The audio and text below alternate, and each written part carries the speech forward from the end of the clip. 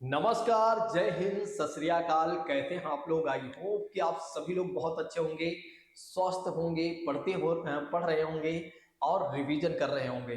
दोस्तों, आपको तो पता ही है कि अब आपके पास बिल्कुल भी समय नहीं है, वो भी टॉपिक को पढ़ने के लिए। तो अब आपको क्या करना चाहिए?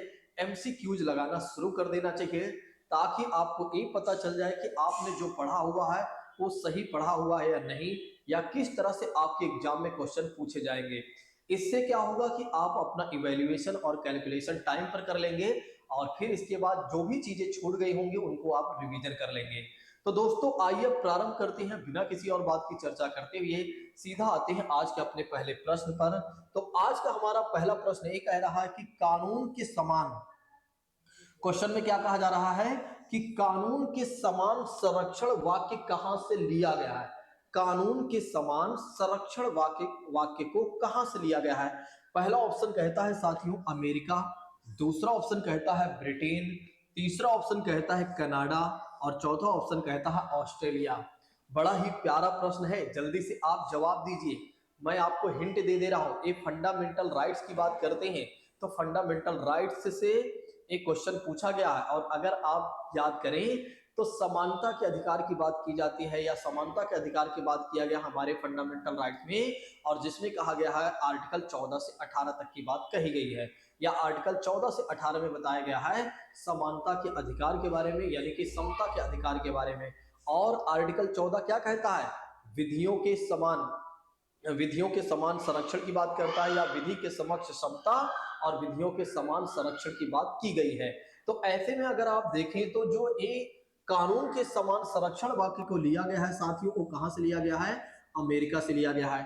तो ध्यान रखिएगा, इसको कहां से लिया गया है इस वाक्य को? तो अमेरिका से लिया गया है। क्योंकि आप याद करिए, अमेरिका के संविधान की यदि हम बात करें तो अमेरिका के संविधान से हमने लिया हुआ है, एक तो मौलिक अधिकार की बात करते हैं, एक तो पहली बात कर लेते हैं मौलिक अधिकार। तो हमने क्या किया हुआ है कि अमेरिका के संविधान से हमने लिया हुआ है मौलिक अधिकार की बात करते हैं, तो एक तो हमने इसको लिया हुआ है। दूसरी बात करते हैं उपराष्ट्रपति के पद की बात करते हैं, तो अमेरिका के संविधान से हमने क्या लिया हुआ है? उपराष्ट्रपति के पद की बात करते हैं, तो उपराष्ट्रपति के पद हमने लिया हुआ है, यानी कि post of the vice president की बात करते हैं। न्यायपालिका की स्वतंत्रता की बात करते हैं, तो न्यायपालिका के साथियों न्यायपालिका की स्वतंत्रता की बात करते हैं, तो न्यायपालिका की स्वतंत्रता की बात करते हैं। इसको भी हमने कहां से लिया हुआ है? हमने अमेरिका के संविधान से ही लिया हुआ है।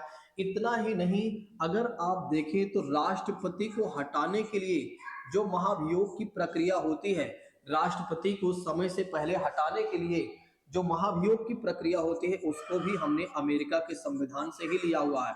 तो ध्यान रखिएगा कि महाभियोग की प्रक्रिया की बात करते हैं, महाभियोग की प्रक्रिया की बात करते हैं, तो इसको हमने कहां से लिया हुआ है? तो अमेरिका के संविधान से ही लिया हुआ है। कई बार हमारे एग्जामिनेशन में प्रश्न पूछा जाता है कि ये बता दीजिए कि अमेरिका के संविधान से हमने किन किन चीजों को लिया हुआ है। तो ध्यान रखिएगा, मैंने आपको बताया, एक तो मौलिक अधिकार की बात करते हैं, हमने अमेरिका के संविधान से लिया हुआ है। दूसरी बात करते हैं उपराष्ट्रपति के पद की बात करते हैं। जिस तरह से अमेरिका में उपराष्ट्रपति का पद होता है, उसी तरह से अगर आप देखें तो भारत में भी उपराष्ट्रपति का पद होता है। और अभी वर्तमान में यदि आप देखें तो भारत के उपराष्ट्रपति कौन है? जगदीप धनखड़ की बात करते हैं या धनखड़ की बात करते हैं, वे भारत के उपराष्ट्रपति हैं, अर्थात भारत के दूसरे नागरिक हैं।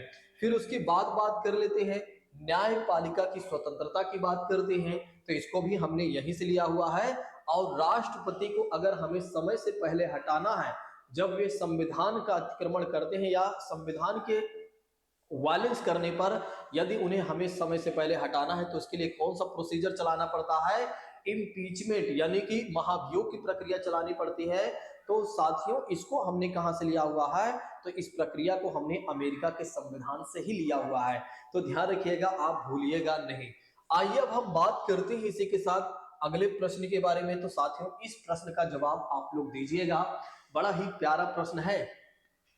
देखिए, भारतीय संविधान में राज्य के नीति निर्देशक सिद्धांतों की संकल्पना कहां से अंगीकार की गई? अर्थात कहने का मतलब यह है कि डीपीएसपी को हमने किस देश के संविधान से लिया हुआ है? डीपीएसपी की बात करते हैं, directive principle state of policy की बात करते हैं, तो राज्य की नीति निर्देशक सिद्धांत को हमने किस देश के संविधान से लिया हुआ है? पहला ऑप्शन कहता है अमेरिका और कोरिया की बात कर सकते हैं। दूसरे ऑप्शन की बात करते हैं साथियों, तो दूसरा ऑप्शन है आयरलैंड की बात कर सकते हैं। और तीसरा ऑप्शन कहता है यूएसएसआर, और चौथा ऑप्शन कहता है यूएसए एंड यूके की बात करते हैं। तो बड़ा ही प्यारा प्रश्न है, जल्दी से आप लोग जवाब दीजिए, जल्दी से आप लोग जवाब दीजिए।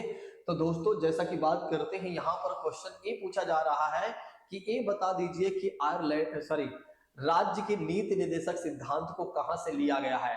तो ऐसे में अगर आप देखें तो इसका जो सही जवाब हो जाएगा वो हो जाएगा साथियों, वो हो जाएगा, अगर आप देखते हैं तो आयरलैंड की बात करते हैं, तो यहाँ पर अगर आप देखें तो इसका सही जवाब हो जाएगा आयरलैंड। तो आयरलैंड के संविधान से हमने क्या लिया हुआ है? डीपीएसपी को लिया हुआ है, यानी कि directive principle state of policy की बात करते हैं। अर्थात कहने का मतलब ये है कि राज्य के नीति निर्देशक सिद्धांत या तत्व की बात करते हैं, तो इसको हमने आयरलैंड के संविधान से लिया हुआ है। याद रखिएगा, आपके एग्जामिनेशन में प्रश्न पूछा जाता है और इसके बारे में संविधान के किस भाग में चर्चा की गई है, किया गया है, तो संविधान के भाग 4 की बात करते हैं। तो संविधान के भाग 4 की बात करते हैं, तो इसमें एक तरह से इसके बारे में चर्चा की गई है। तो ध्यान रखिएगा, डीपीएसपी की बात करते हैं, एक मिनट मैंने 6 लिख दिया, ठीक, एक मिनट, हाँ, संविधान के भाग 4 की बात करते हैं दोस्तों। तो संविधान के भाग 4 की बात करते हैं, तो संविधान के भाग 4 में बताया गया है राज्य के नीति निर्देशक सिद्धांत या राज्य के नीति निर्देशक तत्व के बारे में बताया गया है, और जिसको हमने कहां से लिया हुआ है? आयरलैंड के संविधान से लिया हुआ है। चलिए अब हम आगे बढ़ लेते हैं इसी के साथ। अगला प्रश्न हमसे क्या कहता है? उपराष्ट्रपति द्वारा राज्यसभा के सदस्यों के नामांकन का नियम किस देश के संविधान से लिया गया था? पहला ऑप्शन कहता है साथियों, एक तो फ्रांस की बात करता है, दूसरा ऑप्शन है संयुक्त राज्य अमेरिका, तीसरा ऑप्शन कहता है आयरलैंड, और चौथा ऑप्शन कहता है दक्षिण अफ्रीका। बड़ा ही प्यारा प्रश्न है, बड़ा ही प्यारा प्रश्न है, जल्दी से आप लोग जवाब दीजिए। देखते हैं हमारे कितने ऐसे मित्र हैं जो इस प्रश्न का जवाब दे पाते हैं। साथियों अगर आप देखें तो बहुत ही अच्छा प्रश्न है। देखिए, राष्ट्रपति द्वारा राज्यसभा के सदस्यों के नामांकन का जो नियम है किस देश के संविधान से हमने लिया हुआ है। तो ऐसे में अगर आप देखें तो इसका जो सही जवाब हो जाता है दोस्तों, इसका सही जवाब कौन सा हो जाता है? आयरलैंड की बात करते हैं। तो आयरलैंड की बात करते हैं तो यहाँ से हमने ये भी लिया हुआ है। जिस तरह से हमने राज्य के नीति निर्देशक सिद्धांत को लिया हुआ है और यानी कि तत्व को लिया हो, उसी तरह से अगर आप देखें तो इसको भी हमने कहां से लिया हुआ है? आयरलैंड के संविधान से ही लिया हुआ है। चलिए नेक्स्ट बात करते हैं, सर्वोच्च न्यायालय की व्यवस्था या भारतीय संविधान में किस देश से लिया गया है? पहला ऑप्शन कहता है ब्रिटेन, दूसरा ऑप्शन कहता है अफ्रीका की बात करते हैं, फिर तीसरा ऑप्शन कहता है दोस्तों जापान की बात कर सकते हैं, और चौथा ऑप्शन कहता है, एक तरह से अगर आप देखते हैं तो यूएसए की बात की जाती है। तो ऐसे में अगर देखा जाए तो इसका सही जवाब क्या हो जाएगा? जल्दी से आप लोग बताइए।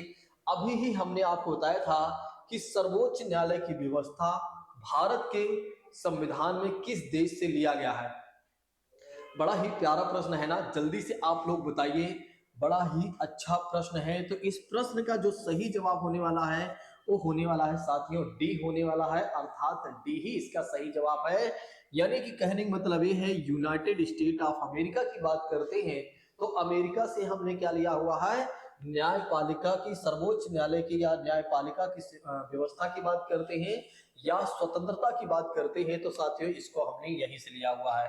चलिए अब हम आगे बढ़ लेते हैं इसी के साथ। अब कहा जा रहा है संघात्मक शासन व्यवस्था को सर्वप्रथम किस देश से अपनाया गया है? संघात्मक शासन व्यवस्था की बात करते हैं, किस देश से अपनाया गया है? तो कनाडा, नाइजीरिया और अमेरिका। फिर उसके बाद अगर आप देखते हैं तो रूस की बात करते हैं। जल्दी से दोस्तों इस प्रश्न का जवाब दीजिए। देखिए, संघात्मक शासन के बारे में आप लोग जल्दी से बताइए कि इसको हमने किस देश के संविधान से लिया हुआ है। तो ऐसे में अगर आप देखें तो इसका जो सही जवाब हो जाता है वो हो जाता है दोस्तों कनाडा की बात करते हैं। जिस तरह से कनाडा में क्या है कि केंद्र सरकार सशक्त है, वैसे ही अगर आप देखते हैं तो भारत में भी केंद्र सरकार सशक्त है। जिस तरह से कनाडा में अगर आप देखते हैं तो राज्यों में राज्यपाल को अपॉइंट किया जाता है, यानी कि एक केंद्र सरकार होती है और राज्य सरकारें जो होती हैं, उनमें जो राज्य सरकारें होती है साथियों, उन सभी राज्यों में अगर आप देखें तो राज्यपाल को नियुक्त किया जाता है राष्ट्रपति द्वारा या केंद्र सरकार द्वारा। वैसे ही अगर आप देखते हैं तो भारत में भी वही प्रोविजन है कि भारत में भी क्या किया जाता है, राज्यपाल को केंद्र सरकार के द्वारा अपॉइंट किया जाता है या नियुक्त किया जाता है राज्यों में। केंद्र सरकार से तात्पर्य हो जाता है राष्ट्रपति। दरअसल अगर आप देखें तो कार्यपालिका का जो हेड है, एग्जीक्यूटिव ऑफ हेड की बात करते हैं तो भारत का जो राष्ट्रपति होता है वही कार्यपालिका का हेड होता है। चलिए अब आइए हम बात करते हैं इसी के साथ अगले प्रश्न के बारे में। तो प्रश्न बड़ा ही प्यारा है और जवाब भी बड़ा ही प्यारा होना चाहिए, तो जल्दी से आप लोग जवाब दीजिए। भारत के संविधान की प्रस्तावना में प्रतिष्ठापित की बात करते हैं या प्रतिस्थापित स्वतंत्रता, समता और भाईचारे के आदर्शों की प्रेरणा हमने कहां से लिया हुआ है? तो जल्दी से आप लोग जवाब दीजिए। पहला ऑप्शन कहता है संयुक्त राष्ट्र के घोषणा पत्र से, दूसरा ऑप्शन कहता है साथियों फ्रांस की क्रांति से, तीसरा ऑप्शन कहता है रूस की क्रांति से और चौथा ऑप्शन कहता है कि एक तरह से अमेरिका की स्वतंत्रता संग्राम की बात करते हैं या अमेरिका से हमने लिया हुआ है।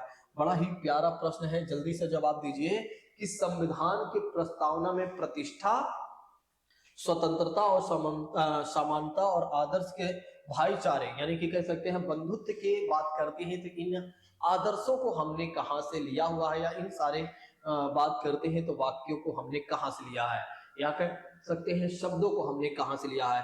तो पहला ऑप्शन यूएसए की बात करते हैं, सॉरी यूएनओ की घोषणा पत्र की बात करते हैं, फ्रांस की क्रांति, रूस की क्रांति और अमेरिका की अमेरिका की स्वतंत्रता संग्राम की बात करते हैं। तो बड़ा ही प्यारा प्रश्न है ना, जल्दी से जवाब दीजिए। बहुत सारे छात्र ऐसे हैं जो जवाब देने के बारे में सोच रहे हैं, तो ऐसे में अगर आप देखें तो इसका जो सही जवाब बच्चों ने दिया हुआ है वो दिया हुआ है बी दिया है। तो बहुत सारे छात्रों ने इस प्रश्न का जो जवाब दिया हुआ है वो बी दिया है और जो कि वे लोग सारे ही छात्र सही हैं जिन छात्रों ने ऑप्शन नंबर बी दिया हुआ है।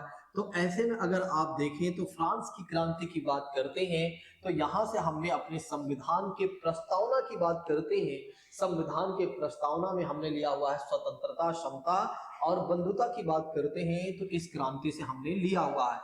इस संविधान की प्रस्तावना जो है ना, इसकी बात करते हैं तो ये वही संविधान की प्रस्तावना है जिसे 13 दिसंबर 1946 को क्या किया गया था, नेहरू जी के द्वारा। 13 दिसंबर 1946 की बात करते हैं तो नेहरू जी के द्वारा संविधान सभा की बात करते हैं साथियों। तो संविधान सभा में उद्देशिका के नाम से यानी कि कह सकते हैं ऑब्जेक्टिव रेजोल्यूशन की बात करते हैं तो इसके नाम से प्रस्तुत किया गया था। तो दोस्तों इसे क्या किया जाता है, 22 जनवरी 1947 को क्या कर दिया जाता है, संविधान सभा द्वारा इसे सर्वसम्मति से पारित कर दिया जाता है या अपना लिया जाता है। तो संविधान सभा की बात करते हैं तो संविधान सभा में उद्देशिका प्रस्ताव की बात करते हैं साथियों, तो इसे अपना लिया जाता है कब, 22 जनवरी 1947 की बात करते हैं। और 22 जनवरी 1947 की बात करते हैं तो उसके बाद आगे चलकर क्या होता है, यही उद्देशिका भारत की प्रस्तावना बन जाती है यानी कि संविधान की प्रस्तावना बन जाती है। ये वही प्रस्तावना है साथियों, ये वही प्रस्तावना है जिसमें क्या किया गया था, एक संविधान संशोधन किया गया था और वो संविधान संशोधन था 42वां संविधान संशोधन। और 42वें संविधान संशोधन के माध्यम से इसमें 3 नए शब्द जोड़े गए। एक तो पहली बात करते हैं साथियों समाजवादी, दूसरी बात करते हैं पंथ निरपेक्ष यानी कि सेकुलर और तीसरी बात करते हैं दोस्तों अखंडता की बात करते हैं। तो संविधान की प्रस्तावना की बात करते हैं, संविधान की प्रस्तावना की बात करते हैं तो इसमें एक बार संशोधन किया गया है। कितनी बार संशोधन किया गया है, अभी तक तो केवल एक बार किया गया है, ये बातें ध्यान रखिएगा। और वो था 42वां संविधान संशोधन 1976 और जिसमें क्या किया गया, 3 नए शब्द जोड़ा गया या जोड़े गए। एक तो समाजवादी की बात करते हैं, दूसरा पंथ निरपेक्ष की बात करते हैं और तीसरा अखंडता की बात करते हैं। ये 3 नए शब्द जोड़े गए थे साथियों, ये बातें याद रखिएगा। प्रस्तावना की बात करते हैं तो प्रस्तावना को लेकर पहले कंफ्यूजन ये था कि ये बता दीजिए कि क्या एक प्रस्तावना जो है संविधान का पार्ट है या नहीं है। दरअसल एक मामला आया हुआ था साथियों, बेरूबाड़ी का मामला आया था, और जिसमें सुप्रीम कोर्ट से प्रश्न पूछा गया था। बेरूबाड़ी मामला 1960 की बात करते हैं, तो इस मामले में पूछा जाता है सुप्रीम कोर्ट से कि ये बता दीजिए महोदय कि ये जो प्रस्तावना है, ये जो प्रियम्बल ऑफ द कॉन्स्टिट्यूशन की बात करते हैं, जो प्रस्तावना की बात करते हैं, संविधान की जो प्रस्तावना लिखी हुई है, क्या इस संविधान का पार्ट है या नहीं। तो सुप्रीम कोर्ट ने क्या किया, अपने पहले डिसीजन में मना कर दिया। सुप्रीम कोर्ट ने क्या किया, अपने पहले डिसीजन में मना कर दिया कि महोदय आप जो पूछ रहे हैं वो सही नहीं है। यानी कि जो संविधान की प्रस्तावना है, जो आप संविधान में प्रस्तावना देख रहे हैं, इस संविधान की पार्ट नहीं है। बेरूबाड़ी मामला में ऐसा कहा जाता है। लेकिन आगे चलकर क्या होता है साथियों, एक और मामला आता है, और मामला होता है 1973 का केशवानंद भारती मामला की बात करते हैं। तो केशवानंद भारती मामला जब 1973 में आता है, तब फिर से पूछा जाता है सुप्रीम कोर्ट से कि महोदय एक बार फिर से विचार कर लीजिए कि जो प्रस्तावना है इस संविधान का पार्ट है या नहीं है। तो इस बार सुप्रीम कोर्ट क्या करता है, बेरूबाड़ी मामले के जो फैसले को गलत ठहरा था उस फैसले पर पुनर्विचार करके सुप्रीम कोर्ट इस बार कहती है या कहता है कि नहीं, ये जो प्रस्तावना है वो संविधान का पार्ट है, यानी कि कह सकते हैं संविधान का एक अभिन्न अंग है। किस मामले में ऐसा कहा जाता है, तो ध्यान रखिएगा, केशवानंद भारती मामला 1973 में, जिसमें सुप्रीम कोर्ट ने साफ साफ बोल दिया साथियों कि जो प्रस्तावना है वो संविधान का अभिन्न अंग है। सब फिर आगे चलकर 1995 में LIC ऑफ इंडिया द्वारा पूछा जाता है। तो LIC ऑफ इंडिया द्वारा जब पूछा जाता है तो इस बार सुप्रीम कोर्ट ने साफ साफ बोल दिया कि देखो, हमने पहले ही बता दिया है कि जो प्रस्तावना है वो संविधान का अंग है, यानी कि अभिन्न अंग है। तो इसलिए फिर तब 1995 1995 के बाद एक बार भी प्रश्न नहीं किया गया कि ये बता दीजिए कि क्या प्रस्तावना संविधान का पार्ट है या नहीं, क्योंकि 2 बार सुप्रीम कोर्ट ने ऑलरेडी कंफर्म कर दिया है। तो इस बात को गौर करिएगा, आपके एग्जामिनेशन में यहाँ से प्रश्न बन सकते हैं, और जरूर यहाँ से प्रश्न देखें, संविधान की प्रस्तावना से जरूर 1 या 2 प्रश्न बनते ही हैं। तो आप सभी लोगों को इन सब चीजों को लेकर फोकस रहना चाहिए। ठीक है, अब देखिए बहुत सारे छात्र कहते हैं मुझे आता है, मैंने पढ़ लिया है।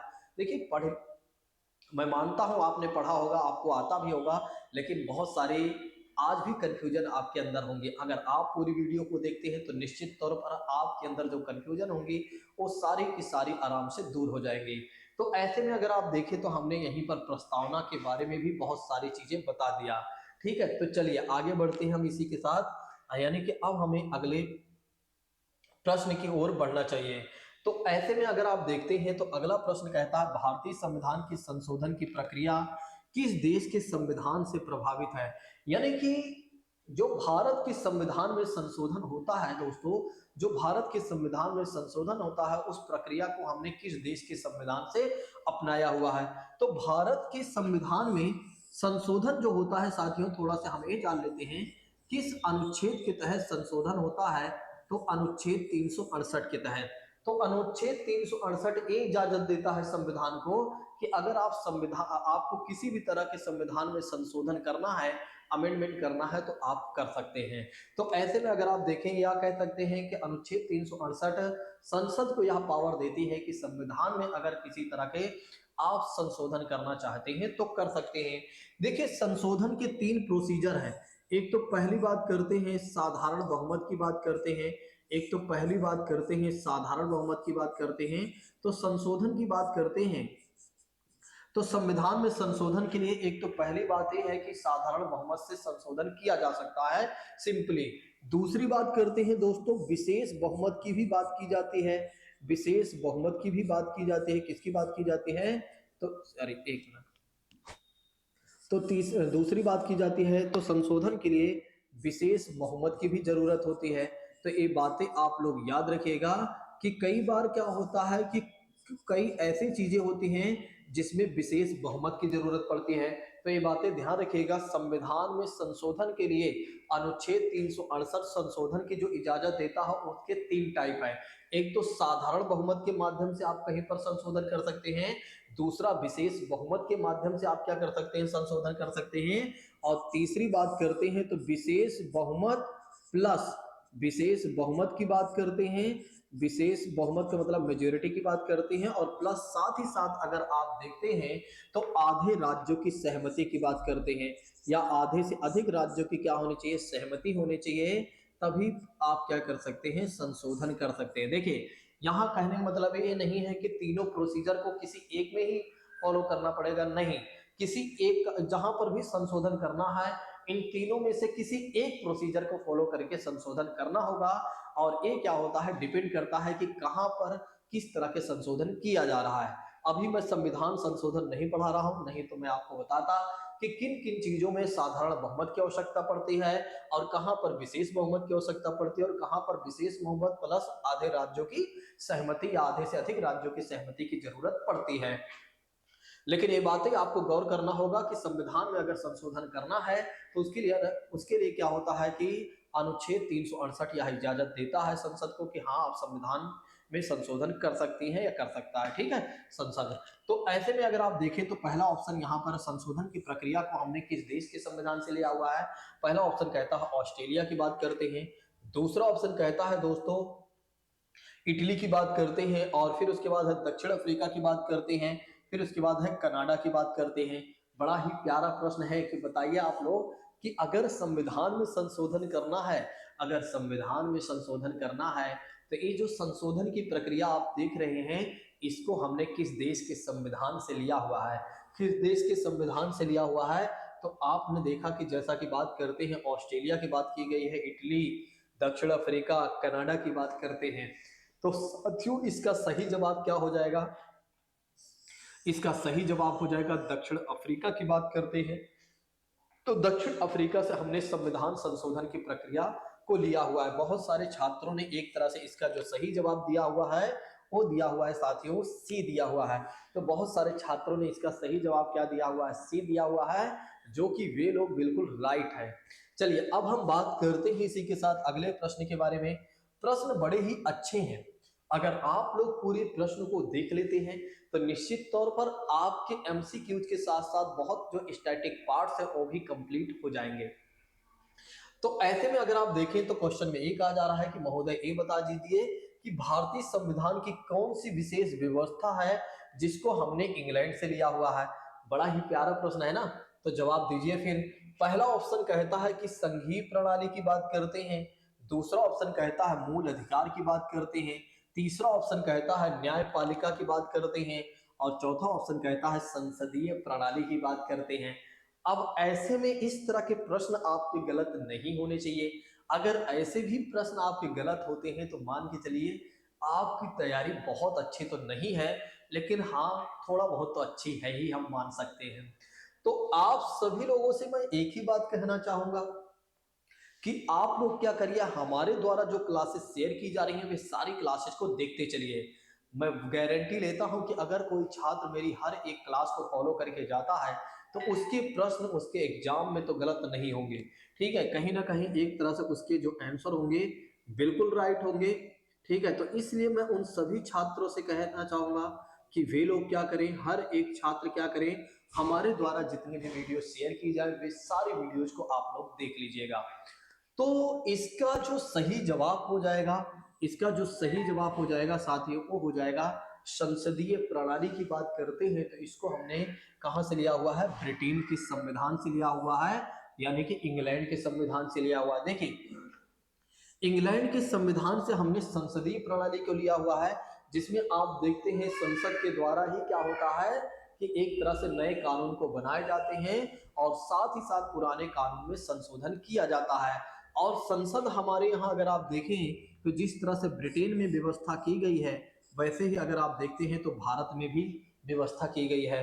जैसे भारत में क्या है कि लोकसभा, राज्यसभा और प्रेसिडेंट की बात करते हैं, राष्ट्रपति की बात करते हैं।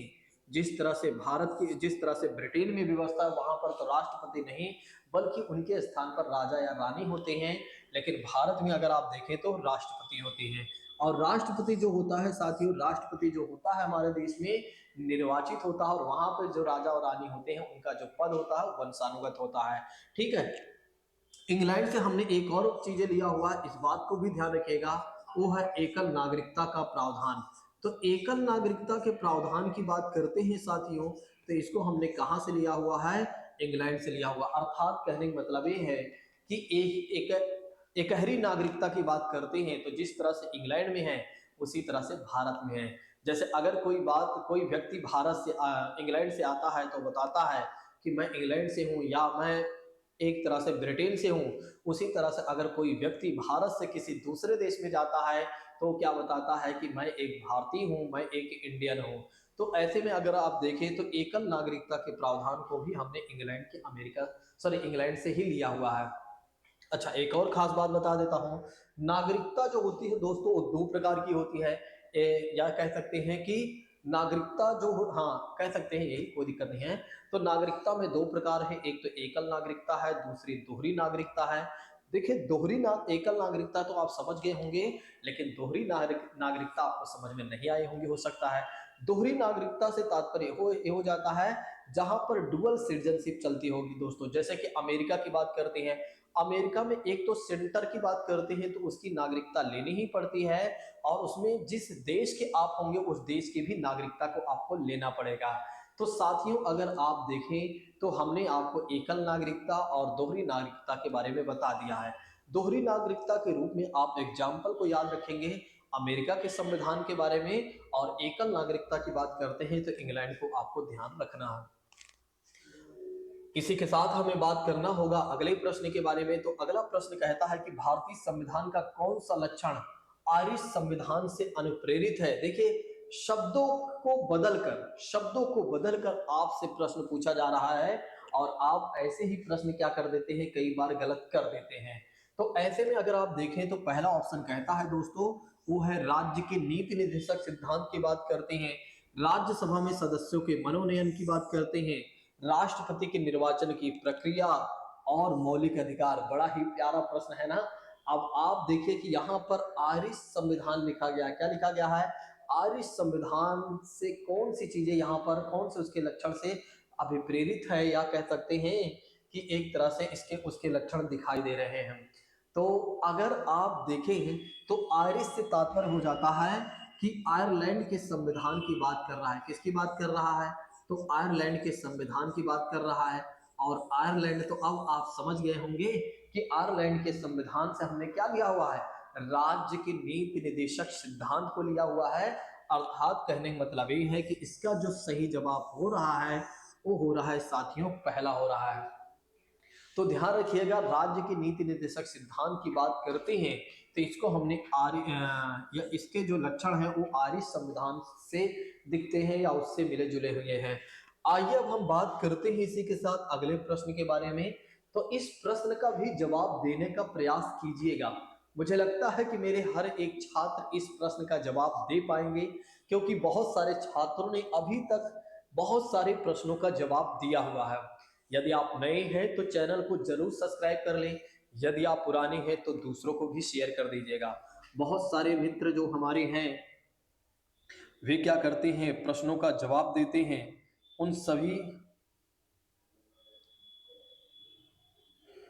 सभी छात्रों को हमने देखा है कि जो प्रश्नों का जवाब देने में बड़े ही अतुलनीय प्रदर्शन करते हैं और बड़े ही एक तरह से शालीनता पूर्वक प्रश्न का जवाब देते हैं, ठीक है, उनकी मैं सराहना करता हूं कि क्योंकि उन्होंने तैयारी और मेहनत बहुत अच्छे से की है। यानी कि तैयारी अच्छी हुई है तो मेहनत भी उनकी अच्छी हुई होगी, और जिसकी वजह से उनके सारे प्रश्न सही जाते रहते हैं, ठीक है। तो आप अब नेक्स्ट प्रश्न की बात करते हैं कि भारत की संघीय व्यवस्था किस देश की संघीय व्यवस्था से ज्यादा समानता रखती है? यानी कि किस देश के संविधान से, मतलब किस देश के संविधान से लिया गया है, आप ऐसे समझ लीजिए, या उनके उस देश की समानता से भी ज्यादा हमारे देश की संघीय समानता दिखाई देती है। पहला ऑप्शन कहता है साथियों वो है ऑस्ट्रेलिया, दूसरा ऑप्शन कहता है कनाडा, तीसरा ऑप्शन कहता है अमेरिका, चौथा ऑप्शन कहता है आयरलैंड। तो प्यारा प्रश्न है, बहुत ही प्यारा प्रश्न है, जवाब दीजिए। कहा जा रहा है कि भारत की संघीय व्यवस्था की किस देश की संघीय व्यवस्था से भी अधिक अगर आप देखें तो समानता रखती है या समानता देखने को मिलती है? तो बड़ा ही प्यारा प्रश्न है दोस्तों, जल्दी से जवाब दीजिए। तो आप देखें कि जिस तरह से मैं आप लोगों को पढ़ाते पढ़ाते अदर बिंदुओं के बारे में भी चर्चाएं कर दे रहा हूं, तो इससे क्या हो रहा है कि आपका रिवीजन हो जा रहा है। तो उसी तरह से अगर आप लोग देखें तो इसका आंसर भी आप लोग दीजिएगा। तो ऐसे में अगर आप देखें तो इसका संघीय व्यवस्था से जब तात्पर्य हो जाता है साथियों, जहां पर संघीय व्यवस्था आए वहां आप क्या करें, कनाडा को बता दें। ऑस्ट्रेलिया के संविधान से हमने क्या लिया हुआ है, ऑस्ट्रेलिया के संविधान से हमने समवर्ती सूची को लिया हुआ है। क्या लिया हुआ है हमने, समवर्ती सूची की बात करते हैं। दरअसल अगर आप देखें तो हमारे संविधान में क्या है कि 12 अनुसूचियां हैं, और 12 अनुसूचियों में से 7वीं अनुसूची कहती है कि केंद्र और राज्य के बीच में, 7वीं अनुसूची कहती है कि केंद्र और राज्य के बीच में शक्तियों के बंटवारा की बात हम करते हैं।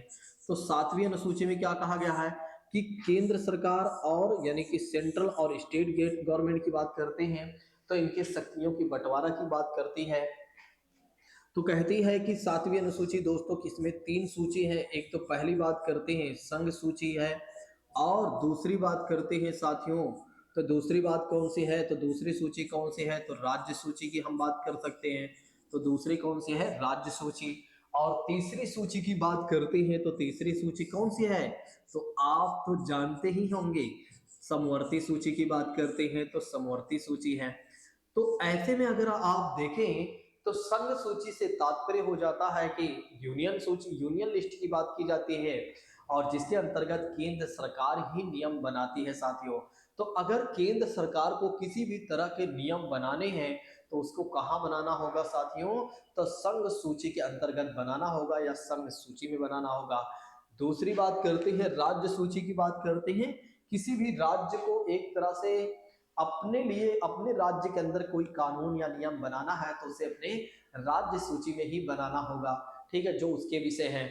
तो समवर्ती सूची की बात करते हैं तो केंद्र और राज्य सरकार दोनों मिलकर क्या करते हैं, नियम बनाती हैं।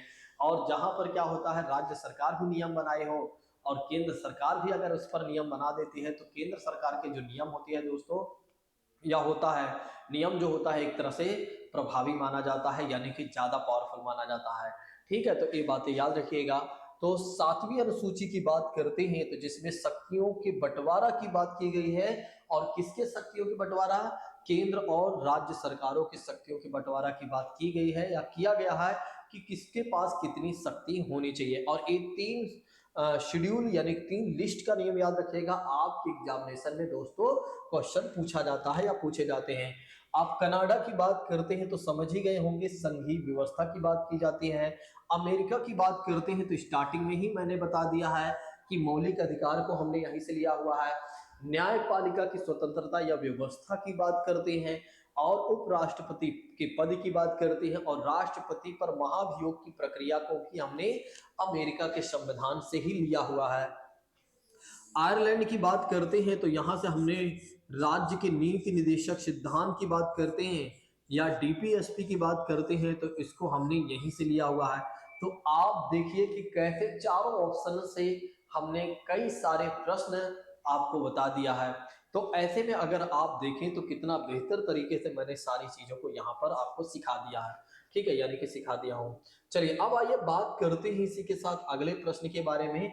तो अब एक प्रश्न अगर गलत हो गया तो निश्चित तौर पर आपका ध्यान क्लास पर नहीं बल्कि रील पर है। मतलब आप दूसरा फोन चला रहे हैं, या किसी से बात कर रहे हैं, या आपको नींद आ रही है, ठीक है, निश्चित तौर पर कोई ना कोई बात जरूर होगी अगर एक प्रश्न आपका गलत होता है तो, क्योंकि मैंने आपको स्टार्टिंग में ही सारी चीजें पढ़ा दिया है। तो चलिए बात करते हैं, भारतीय संविधान में मूल अधिकार को किस देश के संविधान से लिया गया है।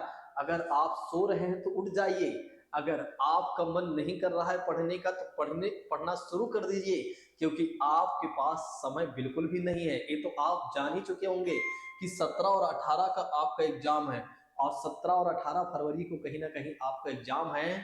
तो सोना नहीं है, ठीक है, केवल और केवल 4 से 5 घंटे ही सोना है, इससे ज्यादा आपको नहीं सोना है। जब आप सोए तो किताब के साथ ही सोए, जब आप उठे तो किताब के साथ ही उठे। कहने का मतलब ये है कि आपके हाथों में कुल मिलाकर दिन भर किताब ही होनी चाहिए, नोट्स ही होनी चाहिए, और कुछ भी नहीं होना चाहिए। आपके दिमाग में किताब के सिवा और एग्जाम के सिवा कुछ नहीं दिखना चाहिए। आपका लक्ष्य यूपी पुलिस है और अपने लक्ष्य पर ध्यान केंद्रित रहिए, आपका ध्यान नहीं हटना चाहिए। अगर एक बार आपका ध्यान हटा तो निश्चित तौर पर कोई और आपके ध्यान केंद्रित कर लेगा। अर्थात कहने का मतलब ये है कि आपके लक्ष्य पर कोई और जाकर बैठ जाएगा और आप अपने लक्ष्य से पीछे आ जाएंगे।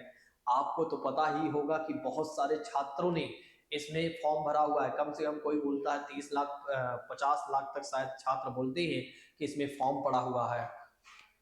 तो 30 से 50 लाख बच्चों ने फॉर्म भरा हुआ है, तो आप तो जानते ही हैं कि इतनी कम सीट में इतने सारे बच्चे हैं, कैसे आपको एक तरह से क्वालिफाई करना है, तो उसके लिए मेहनत तो करना ही होगा।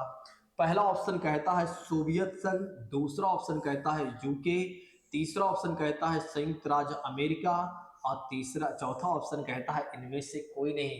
अब एक प्रश्न गलत हो गया तो मैंने आपसे कहा है इसका मतलब आप तैयारी नहीं कुछ और कर रहे हैं। तो दोस्तों एक प्रश्न इसमें क्वेश्चन में क्या कहा गया है, सॉरी, मूलभूत अधिकारों के बारे में कहा गया है। तो मूलभूत अधिकार का मतलब हो जाता है फंडामेंटल राइट्स के बारे में बात की गई है। तो इसका जो सही जवाब हो जाएगा, इसका जो सही जवाब हो जाएगा वो हो जाएगा सी सही हो जाएगा, क्योंकि अमेरिका के संविधान से ही हमने क्या लिया हुआ है, अमेरिका के संविधान से हमने क्या लिया हुआ है, मौलिक अधिकार को लिया हुआ है। ठीक है, और यूके से हमने क्या लिया हुआ है, यूके से हमने एकल नागरिकता और संसदीय प्रणाली की बात करते हैं, तो इसको हमने यहाँ से लिया हुआ है। रूस की बात करते हैं, रूस की बात करते हैं, तो रूस से हमने क्या लिया हुआ है, कमेंट में बताइए। अभी इसी से संबंधित एक प्रश्न आने वाला है, जल्दी से आप लोग कमेंट दीजिए। चलिए अब बात करते हैं इसी के साथ अगले प्रश्न के बारे में। तो भारत के राष्ट्रपति की आपातकालीन शक्तियां निम्नलिखित में से किस देश की देन है। मतलब जो प्रेसिडेंट ऑफ इंडिया भारत की है ना, यानी कि भारत के जो राष्ट्रपति हैं, उन्हें जो आपातकालीन शक्तियां 3 प्राप्त हैं, उसको हमने किस देश के संविधान से लिया हुआ है। बड़ा ही प्यारा प्रश्न है। पहला ऑप्शन कहता है कि एक तरह से अगर आप देखें तो अमेरिका के संविधान की बात की गई है, दूसरा ऑप्शन कहता है कनाडा के संविधान से, तीसरा ऑप्शन कहता है ऑस्ट्रेलिया के संविधान से और चौथा ऑप्शन कहता है जर्मनी के वाइमर संविधान की बात करते हैं। अगर मैं होता तो इस प्रश्न का जवाब मैं यूं ही दे लेता। क्यों दे लेता, क्योंकि मैंने अभी ऊपर ही सारी चीजें पढ़ लिया हुआ है, तो अब मुझे इसके एलिमिनेशन मेथड से मैं इस प्रश्न का जवाब दे सकता हूं। ठीक है, अब तो सारे छात्र दे सकते हैं। आप तो जानते हैं कि राष्ट्रपति महोदय की बात करते हैं, इन्हें 3 प्रकार की आपातकालीन शक्तियां दी गई हैं। एक तो पहली बात करते हैं अनुच्छेद 352 के माध्यम से राष्ट्रीय आपातकाल दिया गया है, यानी कि अगर हमारे राष्ट्रपति महोदय चाहें तो पूरे देश में आपातकाल लागू कर सकते हैं। ठीक है, पूरे देश में यानी कि नेशनल इमरजेंसी घोषित कर सकते हैं। लेकिन कब, जब हमारे देश पर कोई देश ने आक्रमण कर दिया हो या आशंका जताई जा रही हो, या कह सकते हैं कि हमारे देश के सैनिकों ने विद्रोह कर दिया हो, हमारे देश के सैनिकों ने विद्रोह कर दिया हो, तब राष्ट्रपति क्या कर सकते हैं, 352 का यूज करके 352 का यूज करके एक तरह से राष्ट्रीय आपातकाल लागू कर सकते हैं। साथियों ये बातें याद रखिएगा।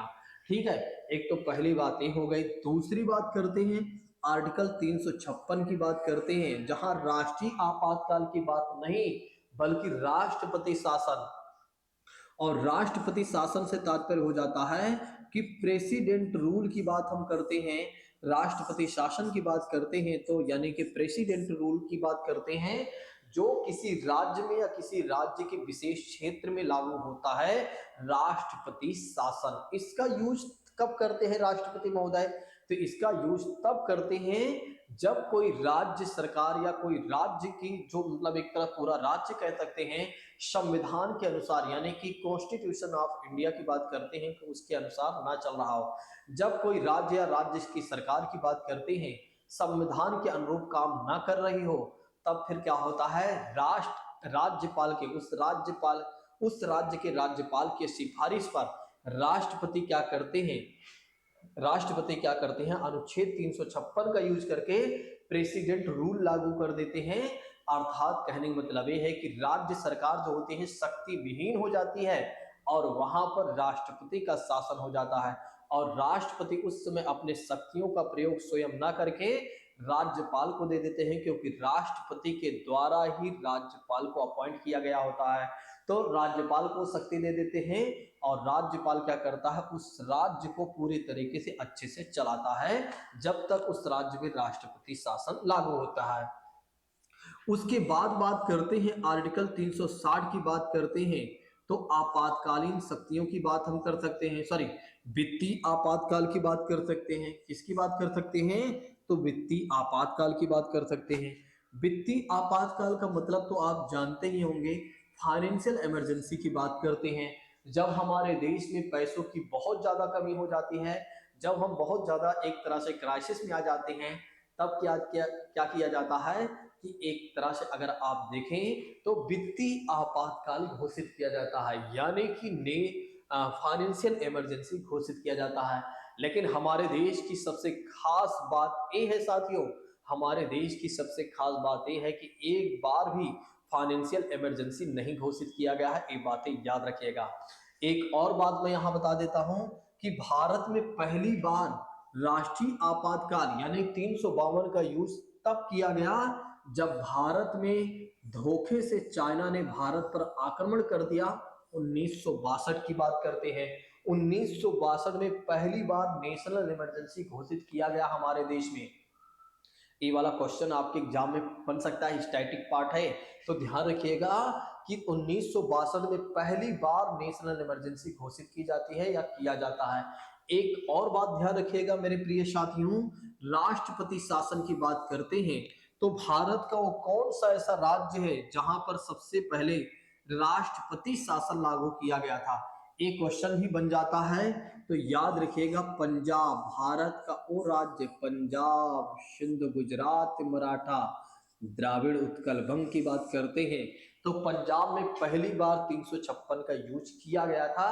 ये बातें भी याद रखिएगा, आपके एग्जामिनेशन में दोस्तों प्रश्न बनता है या बन जाते हैं। तो इसका सही जवाब क्या हो जाएगा, तो इसके सही जवाब की बात करते हैं तो इसका सही जवाब हो जाएगा जर्मनी के वाइमर संविधान की बात करते हैं या वीमर संविधान की बात करते हैं।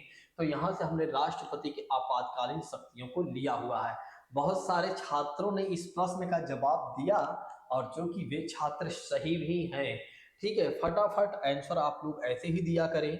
मुझे पता है कि आप लोग बड़े तेज तर्रार बच्चे हैं, आपको बनना है यूपी पुलिस, यानी कि आपको जाना है यूपी पुलिस में।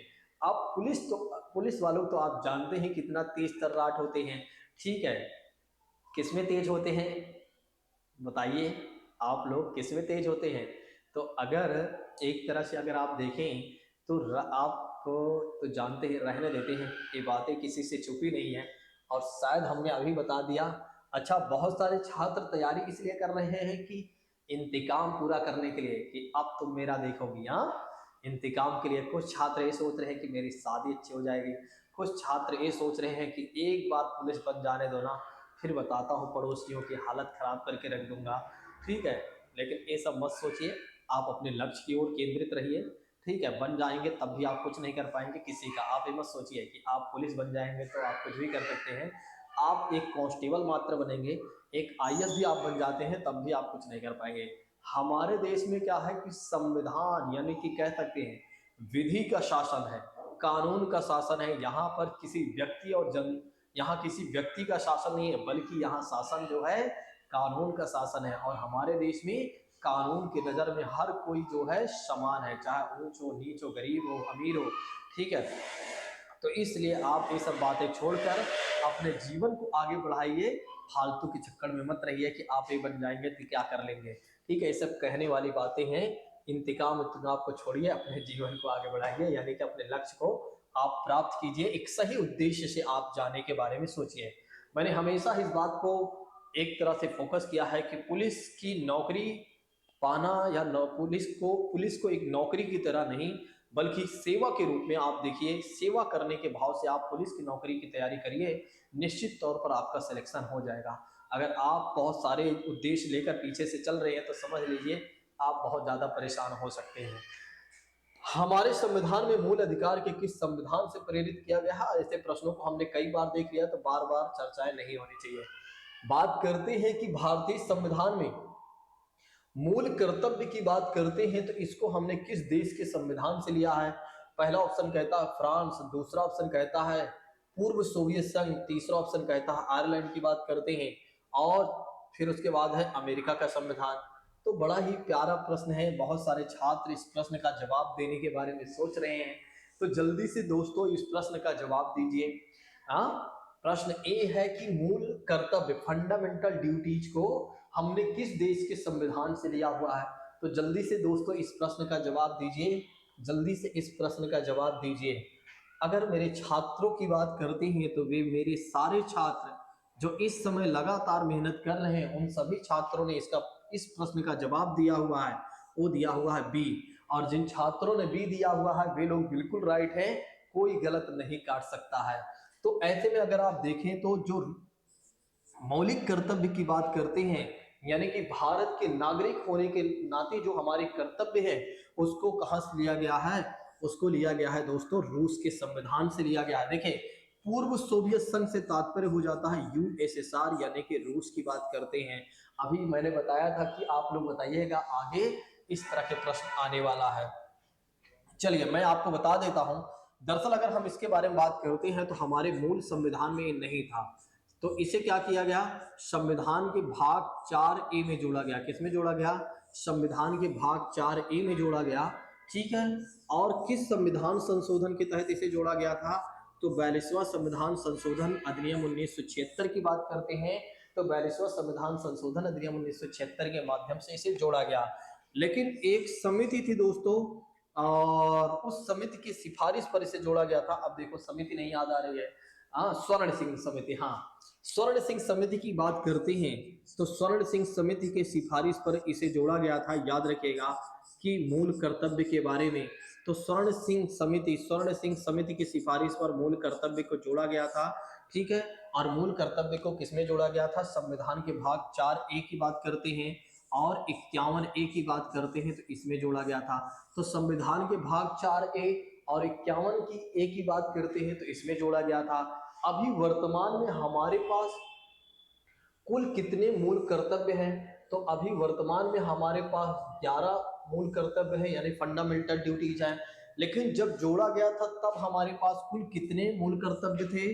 तो स्टार्टिंग में हमारे पास 10 थे, लेकिन एक संविधान संशोधन आया और जिसके माध्यम से क्या किया गया? एक और मूल कर्तव्य जोड़ दिया गया, और उस संविधान संशोधन था दोस्तों 86वां संविधान संशोधन अधिनियम 2002।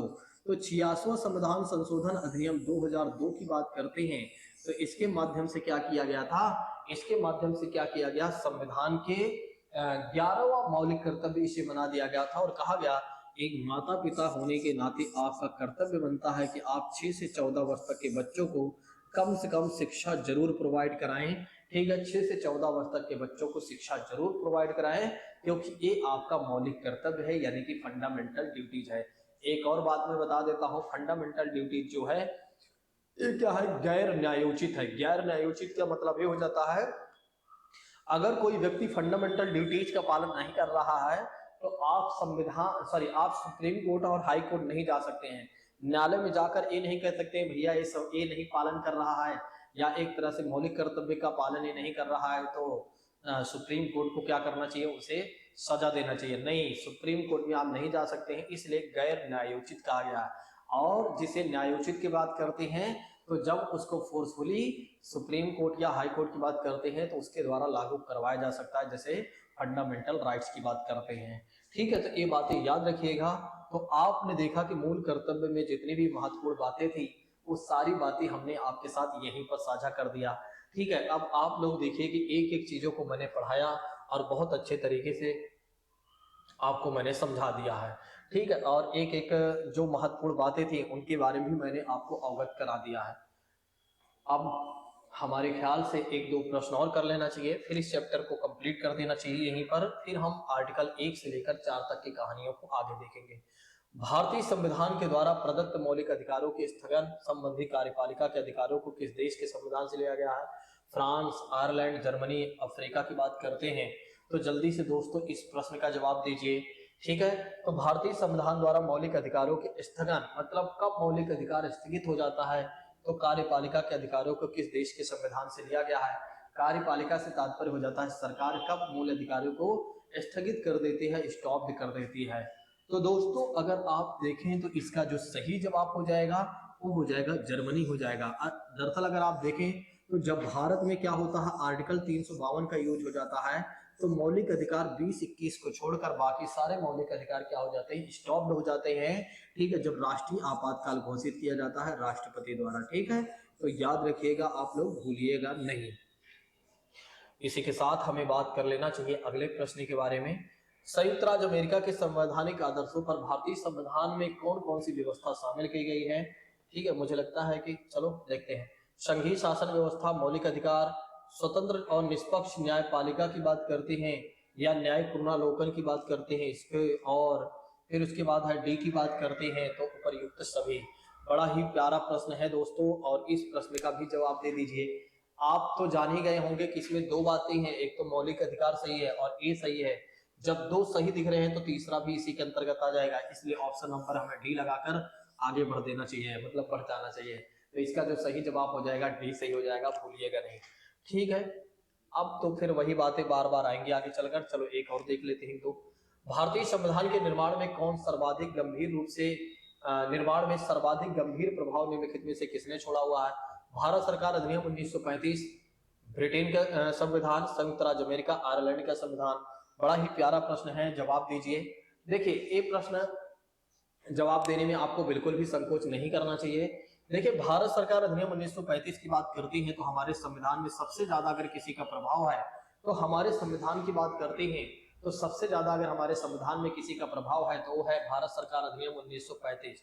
ठीक है, और हमारे संविधान के लागू होने के तक क्या हुआ था कि ये जो भारत सरकार अधिनियम 1935 था इसी के तहत भारत में शासन किया भी जाता था। ठीक है, जब तक 26 जनवरी 1950 नहीं आ जाता है, नहीं आ गया था। भारतीय संविधान में संघवाद किस देश से लिया गया है। संघवाद पहला ऑस्ट्रेलिया, दूसरा कनाडा, फिर यूएई, और डी की बात करते हैं तो दोस्तों इसका जो सही जवाब हो जाएगा आप तो जान ही चुके हैं, कनाडा। ठीक है, लास्ट बात देख लेते हैं। संविधान के संरक्षक के रूप में सर्वोच्च न्यायालय का अधिकार विश्व के किस देश के संविधान से लिया गया है।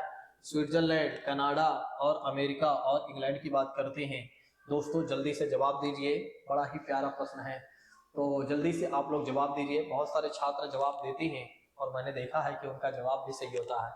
तो दोस्तों इस प्रश्न का सही जवाब क्या हो जाएगा, सी हो जाएगा। ठीक है, और बाकी तो ये सब वही बार बार आएंगी आपको। ठीक है, तो अब आपको चिंता करने की आवश्यकता नहीं है। ठीक, एक खत्म हो गया। चलिए, भारतीय संविधान में उल्लिखित स्वतंत्रता, समानता, बंधुता की संकल्पना किससे प्रेरित है। आयरिश के संविधान से, अमेरिका के संविधान से, ब्रिटेन की, और अगर आप देखते हैं तो फ्रांस के संविधान की बात करते हैं। अब ये भी प्रश्न वही है, रिपीटेड है, स्टार्टिंग में ही मैंने बता दिया है। तो इसका जो सही जवाब हो जाएगा वो हो जाएगा डी सही हो जाएगा। बहुत सारे छात्रों ने प्रश्नों का जवाब देने के बारे में सोचा भी और दिया भी, बहुत सारे छात्रों ने। तो दोस्तों अगर आप देखें तो आज हमने आपको संविधान के स्रोत से जितने भी प्रश्न बन रहे हैं वे सारे प्रश्न मैंने बता दिए हैं, बता दिया है। और साथ ही साथ अगर आप देखें तो संविधान के जो स्रोत की बात करते हैं तो इसमें जितनी भी महत्वपूर्ण अन्य बातें थी उसको भी हमने बहुत अच्छे से आपको अवगत करा दिया है। तो दोस्तों अगर आप लोगों को क्लास बेहतर लगी हो तो जाते जाते कमेंट करके जरूर जाइएगा। बहुत जल्द ही मैं आपके कॉन्स्टिट्यूशन ऑफ इंडिया की जो सीरीज है उसको कंप्लीट कर दूंगा। अच्छा, मैराथन क्लास के रूप में भी अगर आप कहेंगे तो मैं कॉन्स्टिट्यूशन ऑफ इंडिया को कंप्लीट कर सकता हूँ। ठीक है, अभी अगर आप देखें तो 1773 के रेगुलेटिंग एक्ट से लेकर और 51A तक मैं बहुत अच्छे से आपको बताने वाला हूँ। ठीक, और बाकी 1000 करंट अफेयर्स की MCQs आने वाली है उसको देखना मत भूलिएगा। आज के लिए बस इतना रखते हैं। Thank you so much. जय हिंद दोस्तों, take care all of you.